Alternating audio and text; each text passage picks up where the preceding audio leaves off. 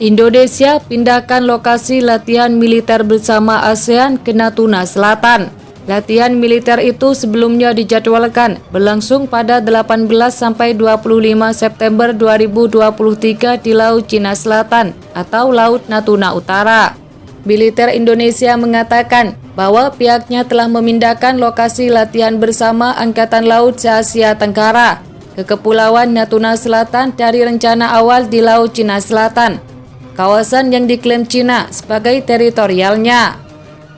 Latihan militer tersebut yang sebelumnya dijadwalkan pada 18 hingga 25 September di Laut Cina Selatan atau Laut Natuna Utara akan digelar di perairan Kepulauan Natuna Selatan, kata Tentara Nasional Indonesia (TNI) tanpa mengungkapkan alasan perubahan.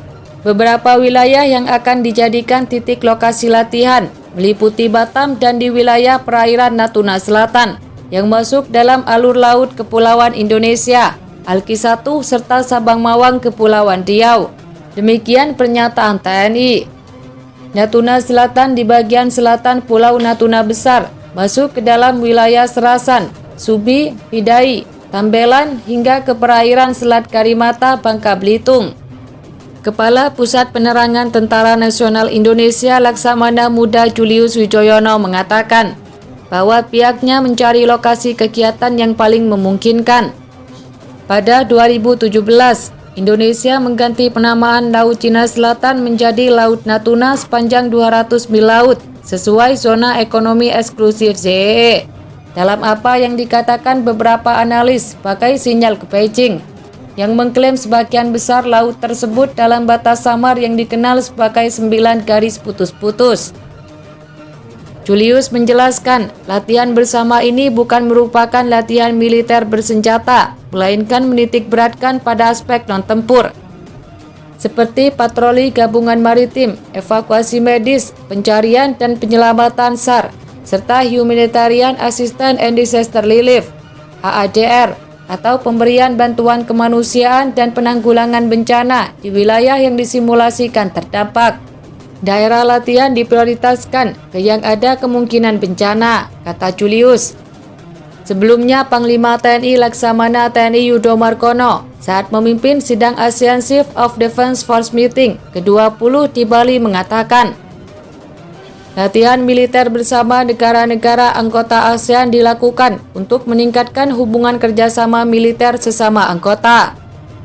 Latihan itu, kata Yudo, akan mengangkat tema solidaritas ASEAN agar militer negara-negara tersebut semakin terpusat dalam menjaga stabilitas di kawasan. Indonesia akan terus mempromosikan kawasan yang aman, damai, dan stabil bebas dari segala bentuk ancaman dan gangguan yang mengancam kedaulatan negara. Laut yang aman akan serta-merta meningkatkan perekonomian negara, kata Yudo. Laksamana Yudo yang dilantik sebagai Panglima pada Desember 2022 memprioritaskan penjagaan keamanan di daerah rawan konflik, seperti di perairan Natuna yang kerap disusupi kapal asing dari Cina dan Vietnam. Tak semua negara ASEAN setuju. Belum semua negara ASEAN memastikan kehadiran mereka dalam latihan bersama tersebut.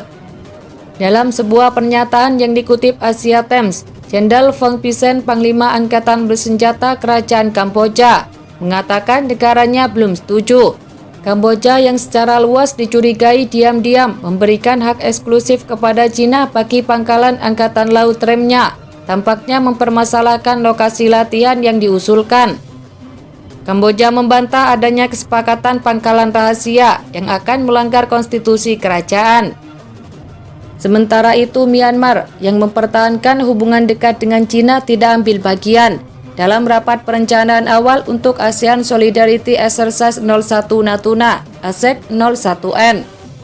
Staf Pusat Penerangan TNI, Mayor Rudi Harnawan menjelaskan, undangan rapat resmi telah dikirimkan oleh Markas Besar TNI ke Atase Pertahanan Kamboja dan Myanmar di Jakarta.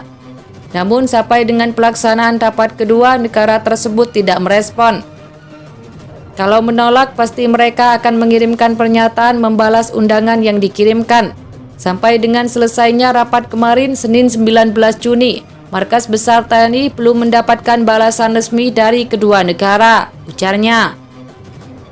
Sementara itu, kata Rudi, negara ASEAN lainnya tercatat menghadiri rapat secara online. Cina telah mengklaim hak tradisional atas sumber daya perikanan di wilayah sengketa tersebut, dan selama dekade terakhir telah menggerakkan semakin banyak kapal paramiliter dan penjaga pantai untuk menegaskan klaimnya di zona ekonomi eksklusif ZEE Utara Indonesia. Pada Februari, kapal berbendera Vietnam tertangkap menangkap ikan secara ilegal di perairan zona ekonomi eksklusif Indonesia. 2 bulan setelah disepakatinya batas zona eksklusif kedua negara yang dicapai setelah perundingan 12 tahun. Sementara itu, pada awal Januari, kapal penjaga pantai Cina telah berpatroli di perairan sekitar Kepulauan Natuna. CCG 5901, kapal penjaga pantai terbesar di dunia milik Cina itu, telah berada di area pengembangan ladang gas di wilayah sekitar Laut Natuna sejak 30 Desember 2022. Juru bicara Kedutaan Besar Cina di Jakarta mengatakan kepada Benar News bahwa kapal mereka berlayar di wilayah laut yang menjadi yurisdiksi Cina berdasarkan hukum-hukum nasional dan internasional. Pengadilan Arbitrase Perserikatan Bangsa-Bangsa pada tahun 2016 telah memutuskan bahwa 9 garis putus-putus yang diklaim Cina sebagai wilayahnya adalah tidak sah. Namun demikian, Beijing selama ini selalu menolak putusan tersebut dan berkeras bahwa negara tirai bambu itu mempunyai yurisdiksi atas semua wilayah dalam garis putus-putus tersebut.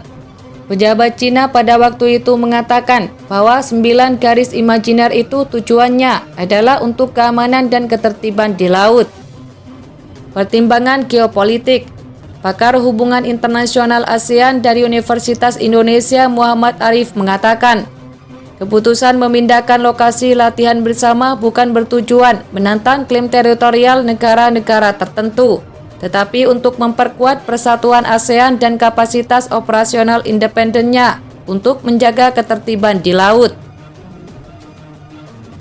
Pakar hukum laut internasional dari Universitas Indonesia Ari Afriansyah menilai ada beberapa kemungkinan alasan pemindahan lokasi. Di antaranya yang paling masuk akal adalah pertimbangan keselamatan dan keamanan. Kemungkinan takut bersinggungan dengan negara lain. Namun jika dilakukan di selatan Natuna kan gak ada. Indonesia punya kontrol penuh di wilayah tersebut, kata Ari kepada Benar News. Kemudian lanjutnya, pangkalan udara Ranai di Kepulauan Natuna juga terletak di selatan, sehingga memudahkan logistik.